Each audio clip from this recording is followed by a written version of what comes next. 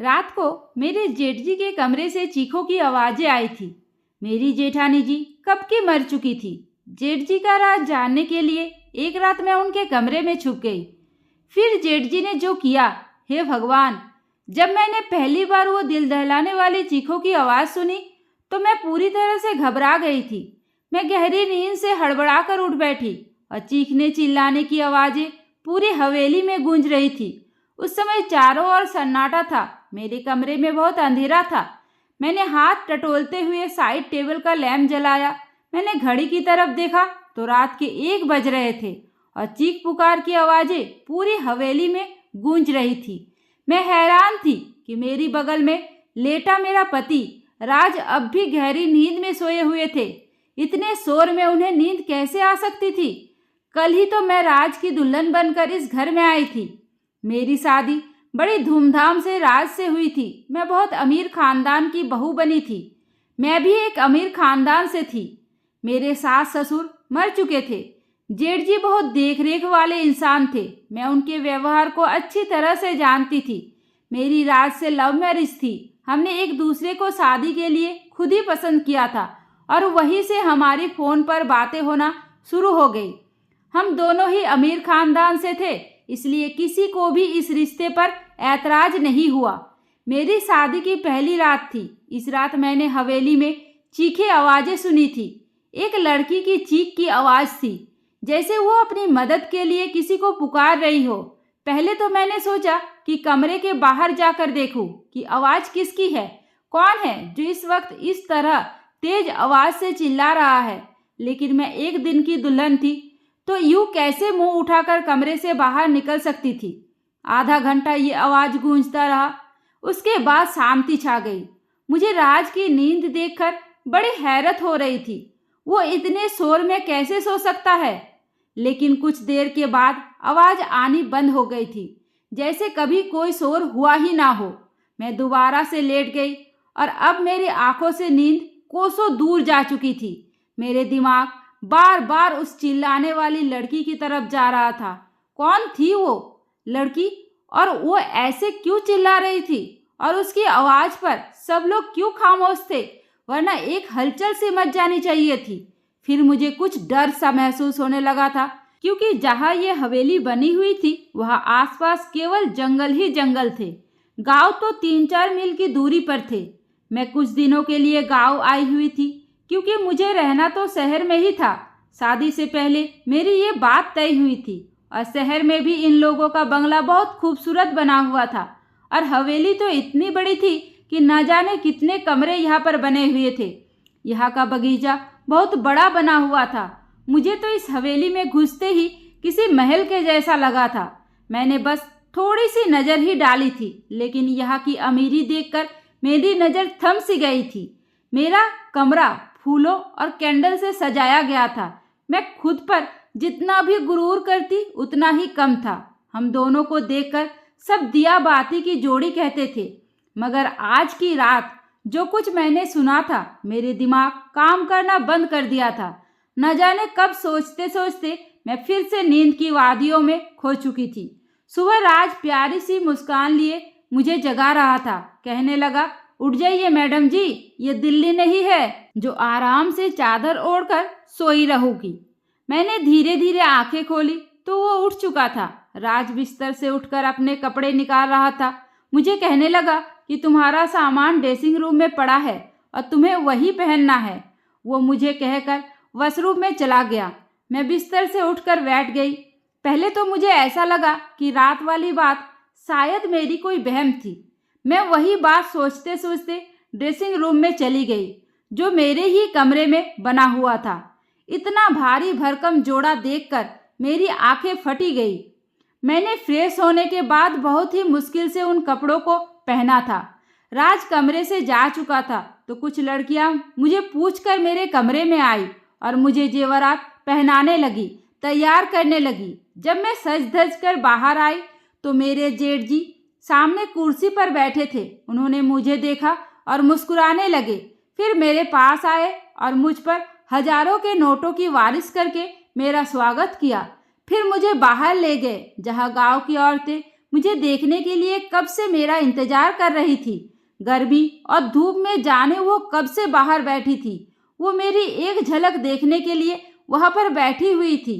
मेरे जेठ जी कहने लगे, ये हमारे घर की नई मालकिन है, राज की बीवी। सभी औरतें मुझे नमस्ते करने लगी। मैं थोड़ी देर से ज़्यादा वहाँ रुक नहीं पाई थी। तेज धूप ने मेरी हालत खराब कर दी थी। जल्दी जल्दी मैं अंदर गई और अपने कमरे की एसी ऑन करके बैठ गई। पूरा दिन लगातार लोगों का आना जाना लगा रहा था। राज से मेरी मुलाकात बस रात को ही हुई थी, वरना वो पूरा दिन मर्दों के साथ ही रहे थे। गांव के कुछ और ही रस्मों रिवाज होते हैं। पति पत्नी आपस में कम वक्त और दूसरों के साथ ज़्यादा वक्त गुजारते हैं। यही मेरे साथ भी हुआ था। रात तक मैं थकान से चूर हो चुकी थी, इसलिए लेटते ही मुझे नींद आ गई और राज मुझसे कहने लगा कि गांव के माहौल से तुम परेशान हो गई हो। वो मेरी तरफ प्यार से देखने लगा। फिर मैंने आंखें खोली और थोड़ा सा मुस्कुरा दी। मैंने कहा, राज, बस जल्दी से दिल्ली वापस जाने का सोचो। मुझे ऐसे माहौल की आदत नहीं है। मेरी बात पर न जाने क्यों राज की मुस्कुराहट गायब हो गई थी। फिर वो बेड पर बैठ गया और कहने लगा, अभी तो ऐसा मुमकिन ही नहीं है, लेकिन मैं कोशिश करूँगा। मैं नींद में होते हुए भी पूरी आंखें खोलकर उसको घूरने लगी। राज, मैं गांव में 2 दिन से ज़्यादा नहीं रह सकती। ये बात तुम अच्छी तरह से जानते हो। मुझे घुटन होती है यहाँ के पहनावे से, यहाँ के रहन सहन से। अजीब घुटन सा माहौल है यहाँ का। मैं नहीं रह सकती यहाँ पर। मेरी बात सुनकर वो किसी गहरी सोच में चला गया। उसने सिगरेट निकाला और लाइटर से जलाकर पीने लगा। मैं नींद में चूर थी, इसलिए सो गई। रात को फिर से मेरी आँख शोर से खुली थी।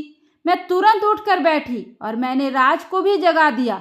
वो मुझे नींद में देखने लगा। मैंने कहा, राज, किसी के चिल्लाने की आवाज़ आ रही है। मेरी बात पर राज ने नज़र चुराई और कहने लगा, कैसी आवाज़ है? मुझे यहाँ तो कोई आवाज़ नहीं आ रही है। मैं उसकी ये बात सुनकर हैरान रह गई थी। ये कैसे मुमकिन था?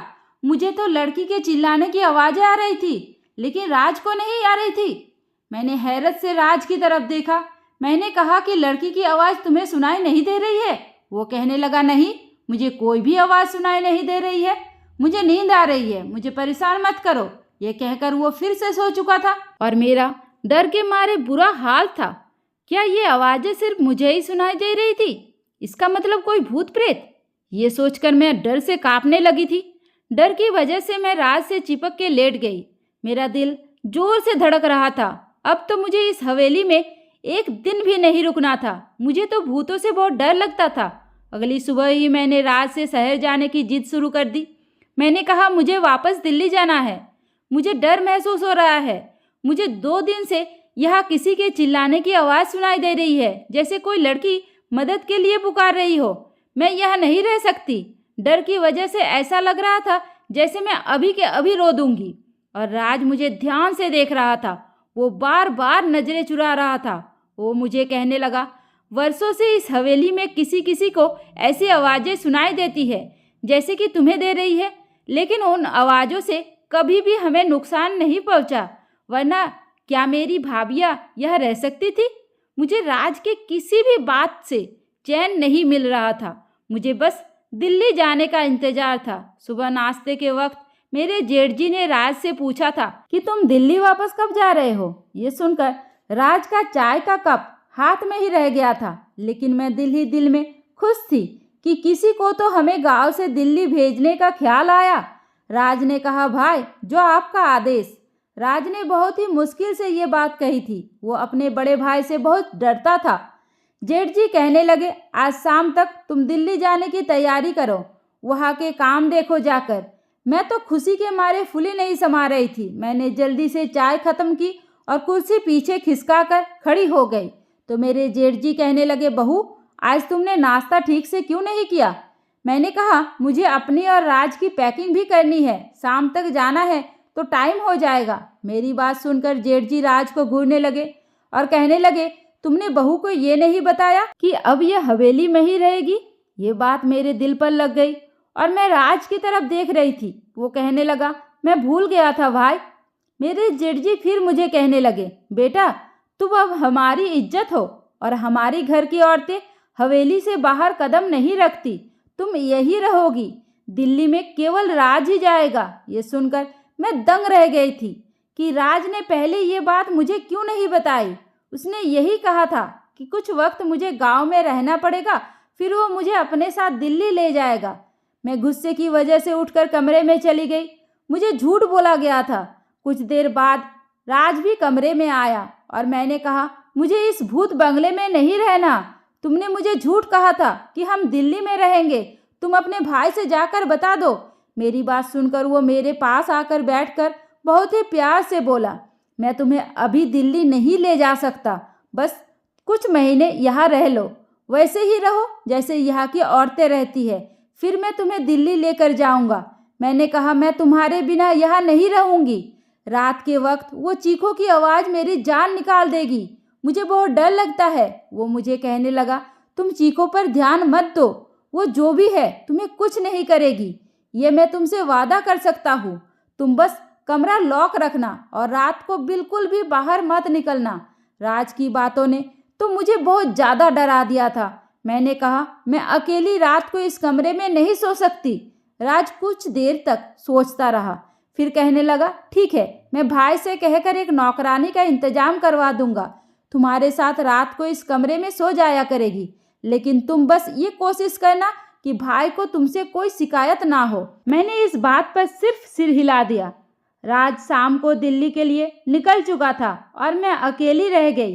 रात को मेरे साथ एक नौकरानी मेरे कमरे में रहने लगी थी। वो ज़मीन पर अपना बिस्तर बिछा लिया करती थी और लेट जाती थी।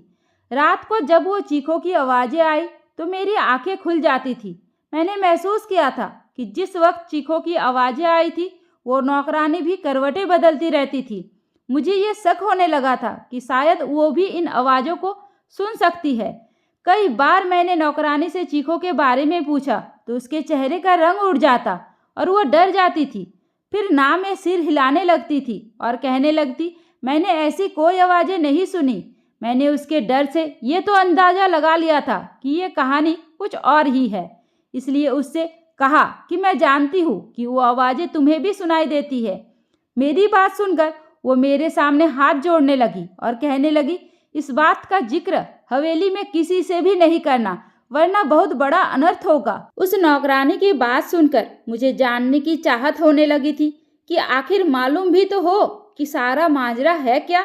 मैंने रात को जब वो चीखों की आवाज़ें सुनी तो ये ठान लिया कि सच्चाई क्या है इसका पता लगाकर ही रहूंगी, क्योंकि कहीं ना कहीं मुझे ये यकीन हो चुका था कि ये मामला भूत प्रेत का नहीं है।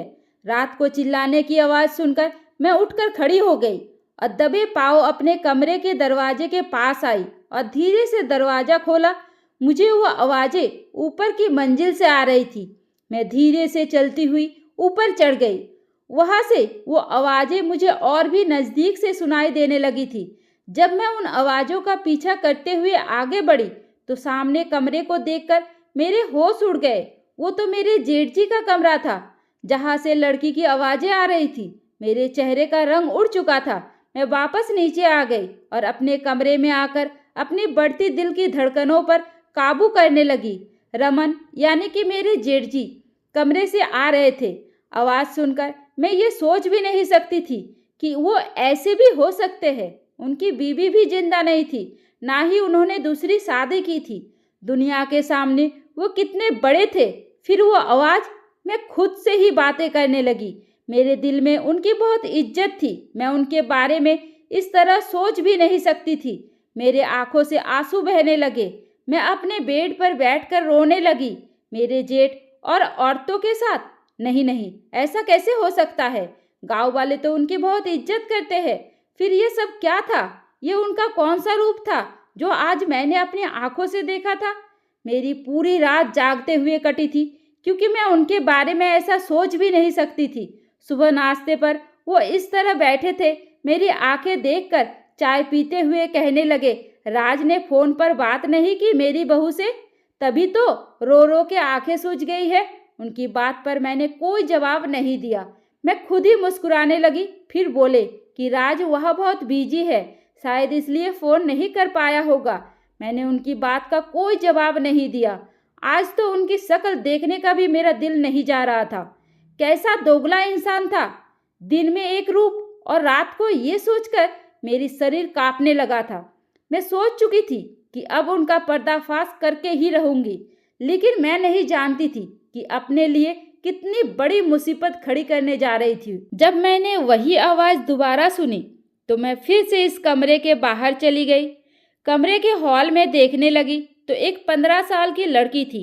गांव की गरीब परिवारों से थी। उसके चेहरे से उसका दर्द साफ साफ पता चल रहा था। वो हाथ जोड़े अपनी इज्जत की भीख मांग रही थी, चिल्ला रही थी, लेकिन मेरे जेठ जी ने बड़ी बेदर्दी से उसका दुपट्टा उतार कर फेंक दिया। मैं उससे ज़्यादा नहीं देख पाई, वापस पलट आई।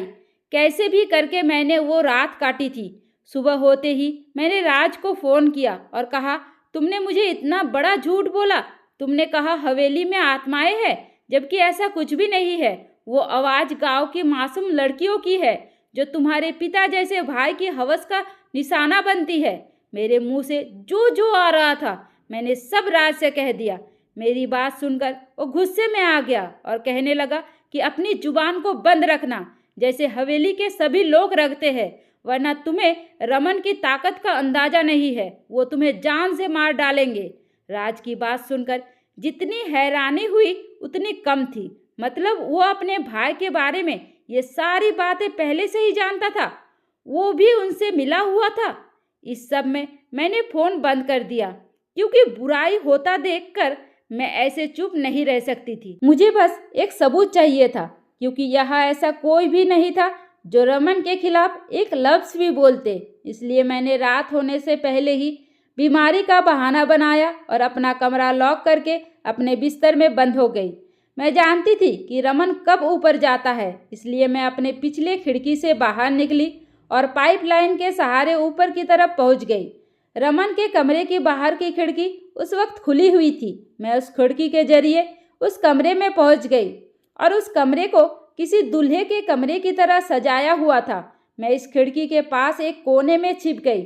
रात के 12 बजे रमन उस कमरे में आया और सामने सोफे पर बैठ गया। कुछ देर के बाद उसका नौकर शराब की बोतल लेकर आया और सामने टेबल पर रख दिया। मैंने अपने मोबाइल का कैमरा ऑन कर दिया।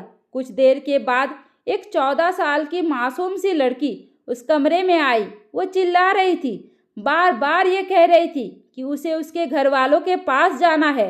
वो नौकर उस लड़की को कमरे के अंदर धकेलकर कमरा बंद करके चला गया।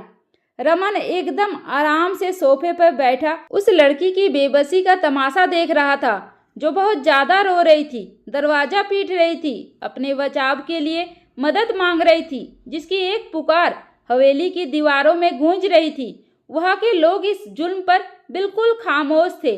वो लड़की जब दरवाज़ा बजाकर थक गई तो रमन के पास आकर हाथ जोड़ने लगी और कहने लगी, रमन साहब, मुझे छोड़ दो, मुझे जाने दो, मैं तुम्हारी बेटी की उम्र की हूँ, मुझ पर तरस खाओ। उसकी बातें सुनकर मेरा जेठ गुस्से से उठा और उसके बाल पकड़कर भारी नज़रों से देखते हुए बोला, ए लड़की, तेरी इतनी हिम्मत कि तू मेरे सामने जुबान चलाए। तुझे मैं बताता हूँ कि मेरे सामने जुबान चलाने का मैं क्या अंजाम करता हूँ। ये कहकर उसने उस लड़की को बड़ी जोर से जमीन पर पटक दिया। फिर उसकी गर्दन पर अपने पैर से मसलने लगा। वो लड़की दर्द से बिलबिला उठी थी और मैं ये सब नहीं देख सकती थी। न जाने कैसे मैंने खुद को काबू में किया। वह खड़ी ये सब कुछ देख रही थी मैं। फिर मेरे जेठ जी ने उस लड़की को पकड़कर बिस्तर पर पटका और अपना सिगरेट जलाकर जैसे ही उसने लड़की के चेहरे पर लगाया, उस लड़की की चीख के साथ साथ मेरी भी चीख निकल गई। रमन तुरंत ही वहाँ से पीछे हटा। मेरी चीख सुनकर वो समझ गया था कि कमरे में उस लड़की के अलावा कोई और भी है। इससे पहले कि वो मुझे ढूंढता, मैं इस खिड़की से बाहर निकल गई। लेकिन शायद वो मुझे देख चुका था, क्योंकि मैं कोई प्रोफेशनल जासूस तो थी नहीं, एक आम सी लड़की थी। मैं जिस रास्ते से आई थी उस रास्ते से नीचे उतर गई, लेकिन अपने कमरे की बजाय हवेली के पीछे चली गई। मैं वहीं जाकर छुप गई। पूरी हवेली में एक हलचल सी मची हुई थी।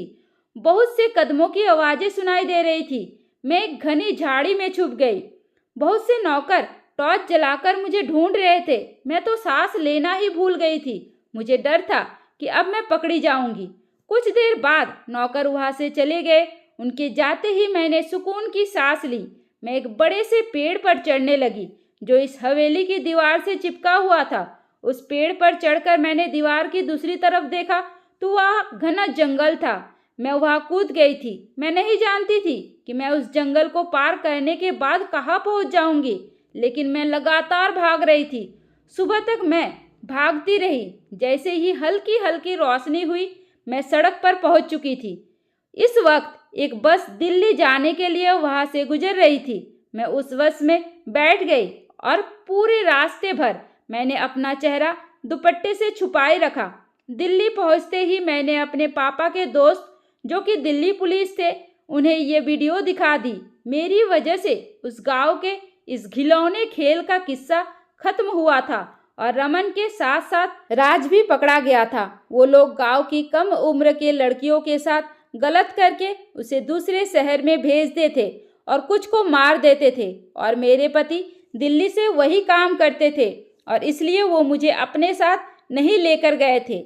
मैंने अब राज से तलाक ले लिया था क्योंकि मैं ऐसे इंसान के साथ जिंदगी नहीं गुजार सकती थी। मुझे खुशी थी कि मेरी वजह से बहुत सी लड़कियां बच गई थी। दोस्तों, ये कहानी पूरी तरह से काल्पनिक है। कृपया इसे वास्तविकता से ना जोड़ें। उम्मीद करती हूँ आपको हमारी कहानी पसंद आई होगी। कहानी पसंद आई है तो वीडियो को लाइक करें, चैनल पर नए हैं तो चैनल को सब्सक्राइब करें और हाँ, नोटिफिकेशन बेल को जरूर दबाइए ताकि अगली अपडेट सबसे पहले आपको मिले। धन्यवाद।